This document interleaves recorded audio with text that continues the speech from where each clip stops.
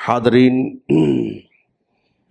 بات ہماری چل رہی تھی جابر بن عبداللہ رضی اللہ تعالی عنہ کے تعلق سے، جن کا جنگ خندق میں عجیب سا رول تھا، اور جنگ خندق میں بھی اور بھی دوسرے صحابہ کرام کے عجیب رول پائے جاتے ہیں۔ تو صحابہ کرام کا رول جنگ خندق میں اچھی طرح سے سمجھ میں آنے کے لیے جنگ خندق کے بیک گراؤنڈ کو بھی جاننا بہتر ہوگا، تبھی چل کر صحابہ کرام کے رول کو سمجھنے میں آسانی ہو سکتی ہے۔ مدینہ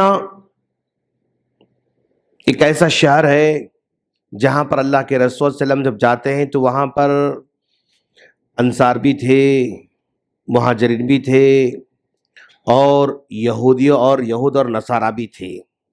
اللہ کے رسول نے یہود و نصارہ سے آپ نے اگریمنٹ کر رکھا تھا کہ اب ہم لوگ آپس میں نہیں لڑیں گے، اگر کوئی باہر سے حملہ کرتا ہے تو ہم دونوں مل کر دفاع کریں گے۔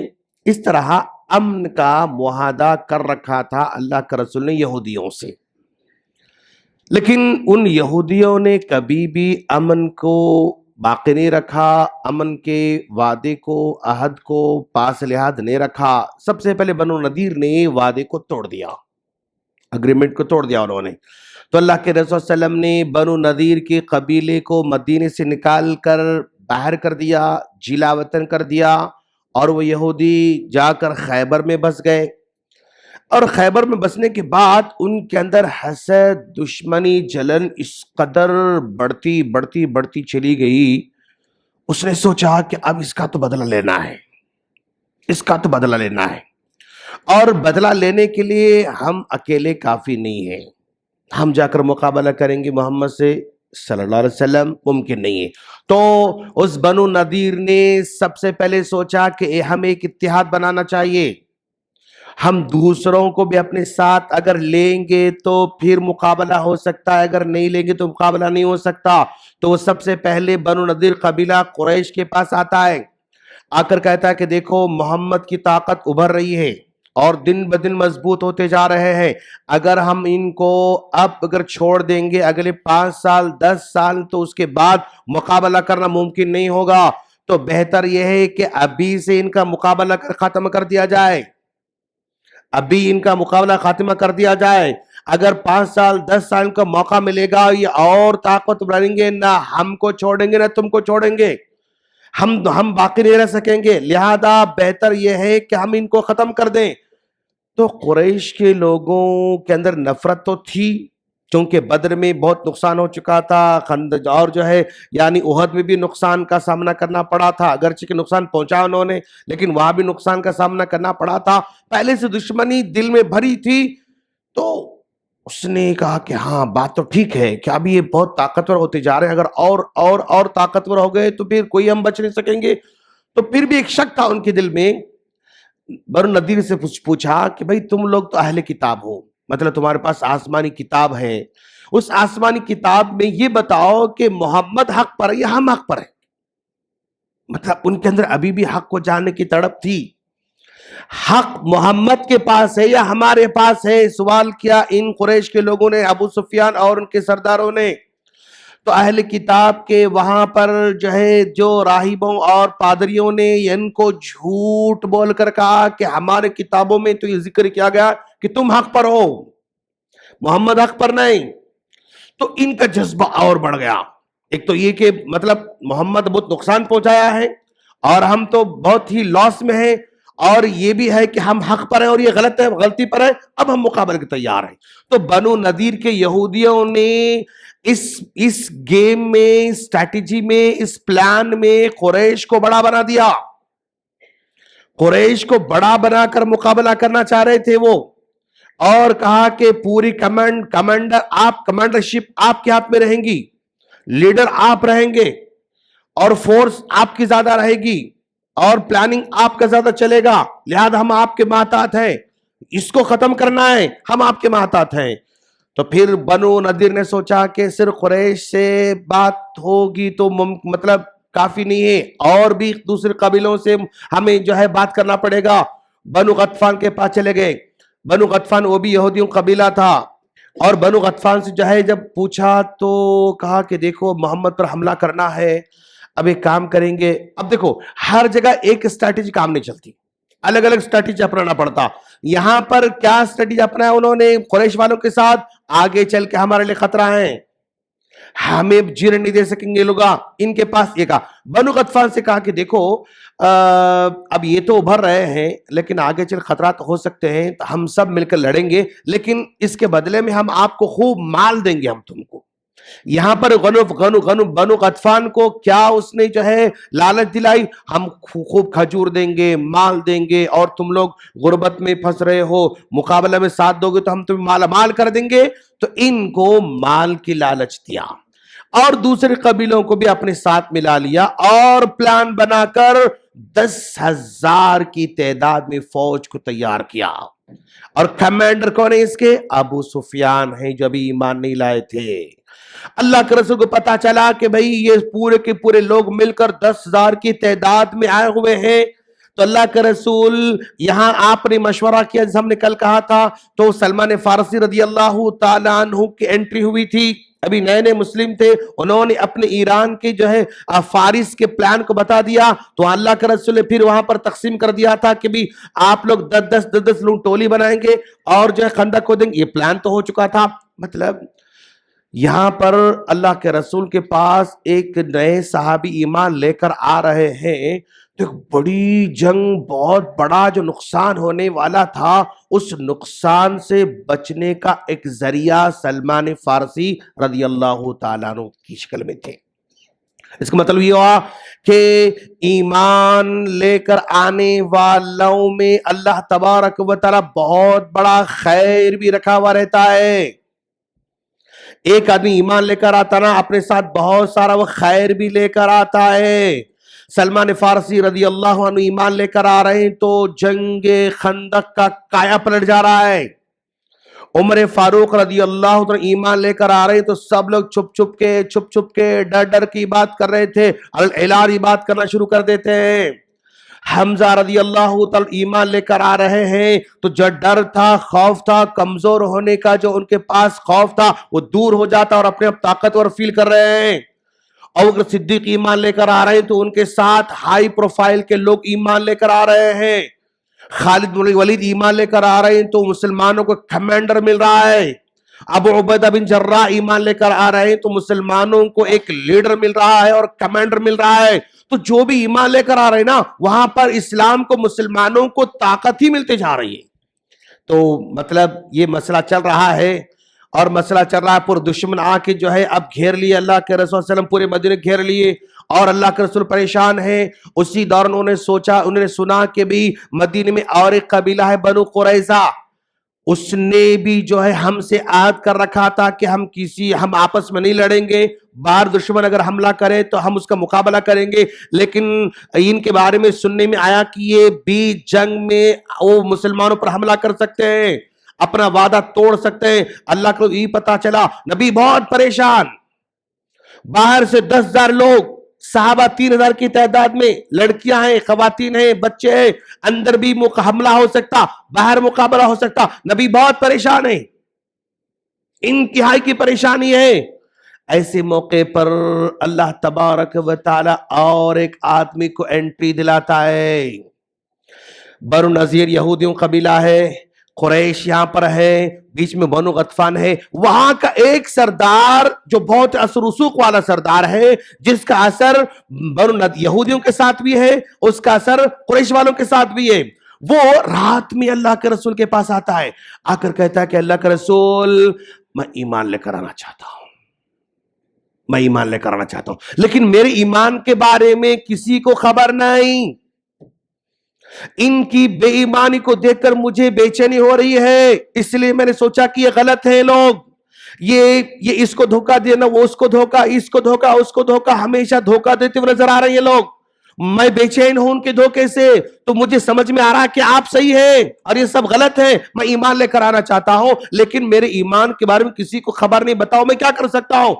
تو اللہ کے رسول صلی اللہ علیہ وسلم کو اللہ تعالیٰ اور ایک آدمی دے رہا ہے جو کہ پورے گیم کو چینج کرنے والا ہے، پوری کار کو پلٹنے والا ہے. اللہ کے رسول نے کہا نعیم، ان کا نام نعیم بن مسعود، ہاں نعیم بن مسعود، نعیم ایک کام کرو، اب میں تم کو پوری طرح نہیں جانتا ہوں، کتنے صلاحیتیں، کیا کر سکتے، کیسا کرو، مجھے نہیں معلوم، لیکن الحرب خدع، جنگ ایک تدبیر کا نام ہے، جنگ ایک پلاننگ کا نام ہے، اب تمہارے پاس کیا صلاحیت ہے اس صلاحیت کو استعمال کرو اور اس جو ہے خطرے کو ٹال دو، کیا صلاحیت تمہارے پاس ہے؟ تو اللہ کا رسول ایک کام کرتا ہوں، میں ایک تدبیر کرنے والا ہوں، آپ مجھے پرمیشن دے دیں، کہا ٹھیک ہے جاؤ تدبیر کرو تم۔ نعیم بن مسعود ایمان لے کر آتے اور جو ہے انہوں نے پلاننگ بنایا، انہوں نے پلاننگ یہ بنایا کہ بھائی اس جو ہے ان کے جو اتحاد کو اگر ہم کمزور کریں گے تو مقابلہ کر کے ان کو ہٹا سکتے، اگر ان کے اتحاد کو اگر توڑ نہیں سکے ہم پھر مشکل ہو جائے گی۔ نعیم بن مسعود رضی اللہ تعالیٰ عنہ بنو قریظہ کے پاس آئے، جو اندر تھا مدینے کے اندر قبیلہ یہودیوں کا، ان کے پاس آ کے بولے دیکھو قریظہ والو، یہ بنو نذیر مدینے کے باہر کے لوگ ہیں، اور یہ قریش باہر کے لوگ ہیں، اور یہ غطفان باہر کے لوگ ہیں، اور یہاں پر آلریڈی خندق کھودی گئی ہے، اب جنگ کتنے مہینے چلے گی ہم کو نہیں معلوم، ان کیس اگر جنگ لمبی ہوئی تو یہ لوگ واپس چلے جائیں گے، ان کا کچھ بگڑنے والا نہیں، تم اندر ہو تمہاری خیر نہیں ہو سکتی، اندر تم ہو تمہاری خیر نہیں ہو سکتی، ایک کام کرو تم قریش والوں سے پہلے اگریمنٹ کرو کہ تم کسی بھی حالت میں ہم کو چھوڑ کر نہیں جاؤ گے، اور وہ اگریمنٹ کا طریقہ یہ ہے کہ تم قریش والوں سے جا کر بولنا کہ بھائی تم لوگ اپنے ایک 10 بڑے بڑے سرداروں کو میرے پاس لا کے رکھو ضمانت کے طور پر، تاکہ تم لوگ بیچ جنگ میں چھوڑ کے بھاگ نہیں جاؤ گے، درمیان میں چھوڑ کے بھاگ نہیں جا سکو گے، تم 10 لوگوں کو لا کے میرے پاس رکھو ضمانت کے طور پر، یہ بولو تم ان کو۔ کون بول رہے ہیں؟ نعیم بن مسعود رضی اللہ عنہ بول رہے ہیں تم ایسا بولو ان کو۔ اچھا پھر یہاں جانے کے بعد ان کے پاس جا رہے ہیں نعیم بن مسعود قریش کے پاس، قریش والو یاد رکھو یہ قریظہ کے بارے میں نے سنا ہے کہ یہ نبی سے اندر گٹھ جوڑ کر کے مطلب وہ صلح کرنا چاہ رہے ہیں، اور صلح کے بدلے میں تمہارے 10 لوگ نبی کے حوالے کرنا چاہتے ہو، یہ قریظہ والے نبی سے اندر اندر معاہدہ کر لیے اور وہ تمہارے 10 لوگوں کو ان کے حوالے کر کے وہ صلح کر لینا چاہ رہے، اگر وہ آ کے تم سے لوگوں کو مانگے نہیں دینا تم۔ پلاننگ، اسٹریٹجی، کیسے اسٹریٹجی بنائی جا رہی ہے، الحرب خدع یعنی جنگ اسی طرح کے اسٹریٹجی بنانے کا نام ہے، ہر وقت تلوار سے، ہر وقت فوج سے، ہر وقت مطلب یعنی اپنی طاقت سے نہیں لڑی جاتی، بلکہ پلاننگ سے۔ ان کے پاس اگر لوگ آ کے مانگے تم نہیں دینا، ہاں اچھا ایسا ہے کیا، ٹھیک ہے۔ اب یہ گئے، دیکھو بھائی اب تم لوگ کب تک لڑو گے، کب تک نہیں ساتھ دو گے، نہیں دو گے، بھروسہ تو نہیں ہے مجھ پر، تم لوگ 10 لوگ لا کے رکھو، ہم تم پر بھروسہ کریں گے اور پھر ہم تمہارا ساتھ دیں گے۔ تو 10 لوگ جیسے ہی مانگے تو ان کو ارے نعیم تو صحیح کہہ رہے تھے، یہ ہمارے لوگوں کو لیکن کے حوالے کرنا چاہ رہے ہیں، نہیں نہیں نہیں ہم تو نہیں دیں گے، ہم تو نہیں دیں گے۔ تو ان کو یقین ہوا کہ نعیم صحیح کہہ رہے ہیں، ان کو یقین ہوا کہ یہ ہم کو چھوڑ کے جانے والے کبھی بھی، لہذا چلو ہم تمہارا ساتھ نہیں دے سکتے۔ اندر سے کیا ہوا ہے، جنگ ان کا اتحاد کمزور پڑ گیا، کمزور پڑ گیا۔ یہ جنگ کے کایا کو پلٹنے والے 2 بڑے ہیروز، ایک ہیرو سلمان فارسی رضی اللہ تعالیٰ عنہ اور دوسرے ہیرو نعیم بن مسعود رضی اللہ تعالیٰ عنہ۔ اس کے بعد قریش میں سے ایک بڑا پہلوان عمر بن عد، وہ پہلوان کسی طرح وہ خندق کو پار کر کے مدینے میں آتا ہے، اور مدینے میں آ کے اعلان کرتا ہے کہ بھئی کون ہے جو مجھ سے مقابلہ کر سکے۔ سب خاموش ہے، کوئی آواز اٹھانے تیار نہیں۔ تم تو دعویٰ کرتے ہو نا یہاں اگر شہید ہو تو جنت میں حور ملنے والی ہے، آؤ مجھ سے مقابلہ کرو، حور لے لو، اس طرح وہ طنز کرتا ہے۔ حضرت علی کھڑے ہو جاتے ہیں، اللہ کا رسول میں مقابلہ کروں گا۔ علی رکو رکو رکو رکو، پھر وہ للکارتا ہے تو اللہ کا رسول علی جاؤ مقابلہ کرو۔ تو اللہ کے رسول صلی اللہ علیہ وسلم کے کہنے کے بعد علی وہ پہلوان کے ساتھ مقابلہ کرتے ہیں اور چند ہی منٹوں میں اس پہلوان کو تباہ کر کے چھوڑتے، ختم کر دیتے اس کو۔ تو جو اس کے ساتھ آئے تھے وہ ڈر کے مارے بھاگ کے ادھر چلے آتے، ارے بھائی یہ خطرناک ہے، یہ مسئلہ بڑا ڈینجر مسئلہ ہے، سمجھا آپ؟ ابھی محاصرہ چل رہا ہے لیکن ان کے اندر سب مطلب جو ہے یعنی اعتماد کم ہوتے جا رہا ہے. ان پر اعتماد نہیں, ان کا ان پر نہیں, اعتماد ان کا ڈاما ڈول ہو گیا. اگرچہ کہ انہوں نے کیا کیا تھا, ان کو نفرت دلا کے لے کر آئے تھے, بنو غطفان کو پیسے لالچ دے کے لے کر آئے تھے, خرید کے لے کر آئے تھے, اور بنو قریظہ کو بھی خریدا چاہا انہوں نے اور خرید بھی لیا. یہ سارے کے سارے لوگ خرید سکے, لیکن یہ جنگ کو جیتنے کا سب سے بڑا جو راز ہے نا, کسی مسلمان کو خرید نہیں سکے وہ لوگ, کسی صحابی کو خرید نہیں سکے وہ لوگ. اگر مسلمانوں میں سے کسی کو خریدتے تو پھر یہ جنگ ٹکایا پلٹ جاتا تھا. اس کا مطلب یہ ہوا کہ جب مسلم حکمرانوں, مسلم حکومتوں کے اندر ایسے لوگ تھے جن کا ایمان کمزور رہا, ان کو خریدا گیا تو بڑی بڑی حکومتیں تباہ ہو گئیں. ٹیپو سلطان کے وزیر کو خریدا گیا تو ٹیپو سلطان ہار گیا. بنگال کے سراج الدولہ کے وزیر میر جو ہے جعفر کو خریدا گیا, نواب الدولہ ہار گیا. تو جب کبھی اندر کے آدمی ایسے ہیں کہ طاقت تو ہے لیکن ایمان نہیں, طاقت تو ہے لیکن کردار نہیں, طاقت تو ہے لیکن تقوی نہیں, تو ان کو خریدا جا سکتا ہے اور جنگ پلٹا جا سکتا ہے. لیکن یہاں صحابہ کرام کی جنگوں کو ذرا دیکھو آپ, بہت کم جنگ ہے جس میں نقصان ہوا لیکن مکمل ہار کے تباہ ایسا نہیں ہوا. کیوں؟ یہاں خریدا نہیں جا سکا. اس کے بعد اللہ کے رسول نے کہا بھئی یہ محاصرہ لمبا ہو رہا ہے, حذیفہ ایک کام کرو, سردی ہے, رات میں اندھیری رات ہے, سرد ہے, خطرناک سردی ہے, حذیفہ تم دشمن کے اندر جاؤ, جا کر دیکھو کہ اندر کیا ہو رہا ہے, اندر کی باتیں لے کر آؤ, لیکن یاد رکھنا پہچان نہیں, تم کو نہیں پہچانا, ایسا جاؤ تم. حذیفہ سردی کی رات ہے, بھوک کی شدت بھی ہے, اور جانا دشمن کے درمیان میں جانا ہے, خبر لے کر آنا ہے. اللہ کے رسول اگر آپ حکم دے رہے تو جاؤں گا. حذیفہ رضی اللہ تیار ہو کے رات کے اندھیرے میں کمبل اوڑھ کے ان کے بیچ میں جا رہے ہیں, اور بیچ میں جا کے بیٹھے ہوئے, ان کے درمیان بیٹھے ہوئے ہیں.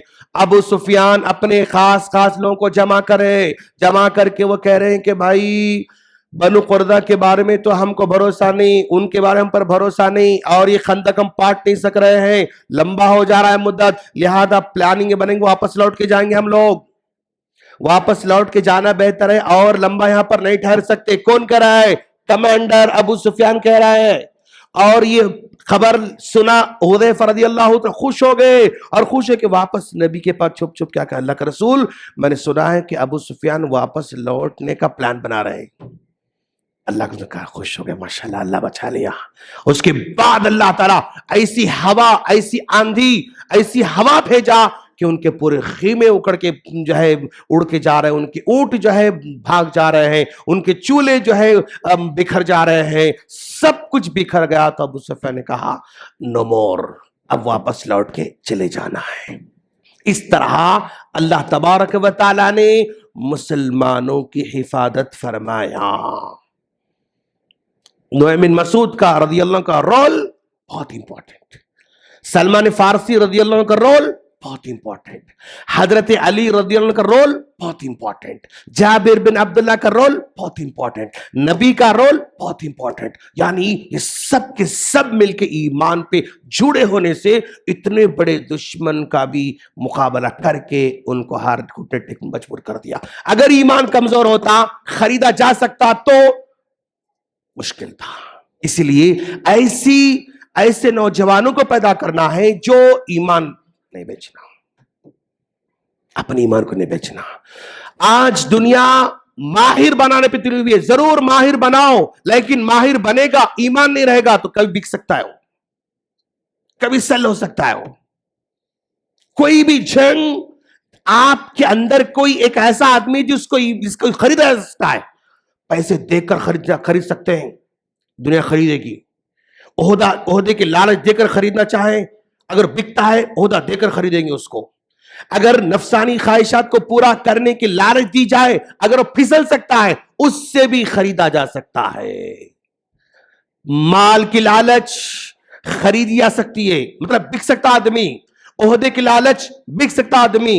عورت کی خواہش بک سکتا آدمی. لیکن صحابہ کرام کے پاس یہ تینوں بھی نہیں تھے، جس کی وجہ سے مختصر لوگ ہونے کے باوجود بھی دشمن پر غالب آتے تھے. آج اتنی بڑی تعداد ہونے میں کیوں ہارتے ہیں؟ لالچ ہے. حب الدنیا و کراہیت الموت، پاور کا لالچ. پاور نہیں جانا، پاور، عہدہ، جس کی وجہ سے آسانی سے خریدا جا سکتا ہے. اللہ سے دعا ہے اللہ ہم تمام کو سیرت سے اسباق لینے کی توفیق عطا فرمائے اور صحابہ کرام زندگی کو پڑھنے کی توفیق عطا فرمائے. آمین. السلام علیکم ورحمۃ اللہ وبرکاتہ.